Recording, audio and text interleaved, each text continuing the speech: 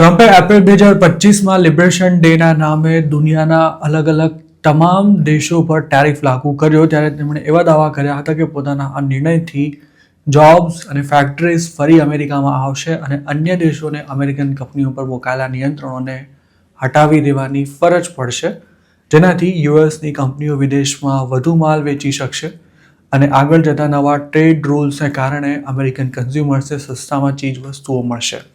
ટ્રમ્પની આ વાતો સાંભળવામાં ખૂબ જ સારી લાગી રહી હતી, પણ આવું કંઈ ખરેખર થયું નથી.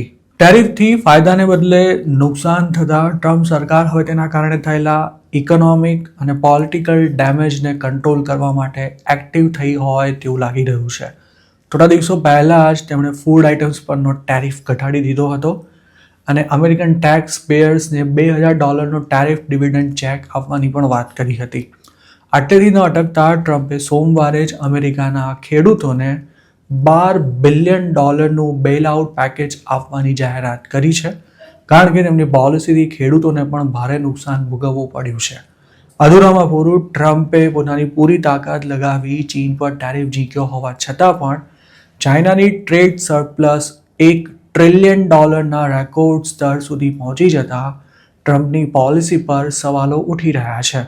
ટેરિફ બાદ ચાઇનાએ અમેરિકા પાસેથી સોયાબીન સહિતની વસ્તુઓ ખરીદવાનું ખૂબ જ ઘટાડી દેતા તેનાથી નુકસાન ખરેખર તો અમેરિકાના ખેડૂતોને ભોગવવું પડ્યું છે અને સાથે જ એવો પણ ગણગણાટ થઈ રહ્યો છે કે હવે ટ્રમ્પ ગમે તેટલા ધમપછાડા કરીને પણ ચાઇનાનું કશું જ બગાડી શકે તેમ નથી, કારણ કે ચીને અમેરિકાના માર્કેટમાં પ્રોબ્લેમ થાય તો શું કરવાનું છે તેનો રસ્તો પણ ટ્રમ્પના આવ્યા પછી શોધી લીધો છે.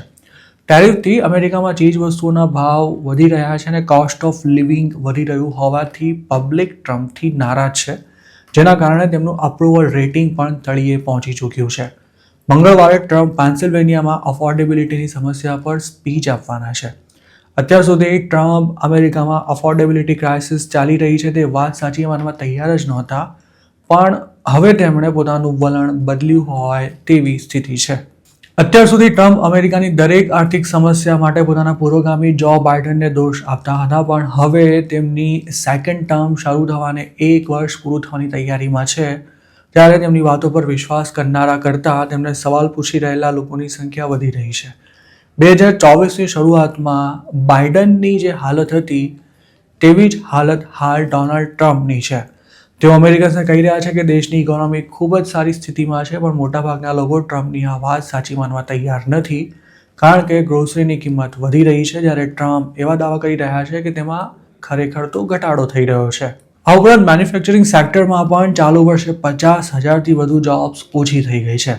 જોકે ટ્રમ્પ હજુ એ લોકોને આશ્વાસન આપી રહ્યા છે કે થોડા જ સમયમાં ટેરિફના ફાયદા મળવાનું અને દેખાવાનું શરૂ થઈ જશે.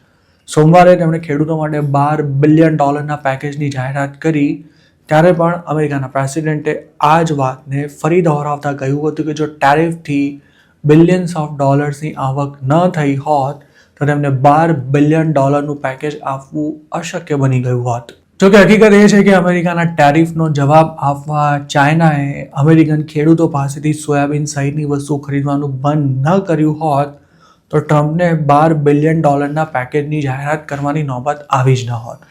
ટેરિફથી થયેલા નુકસાનને લગતા તમામ દાવાને સાવ ખોટા ગણાવતા ટ્રમ્પ હજુ પણ હકીકત સ્વીકારવા તૈયાર નથી થઈ રહ્યા.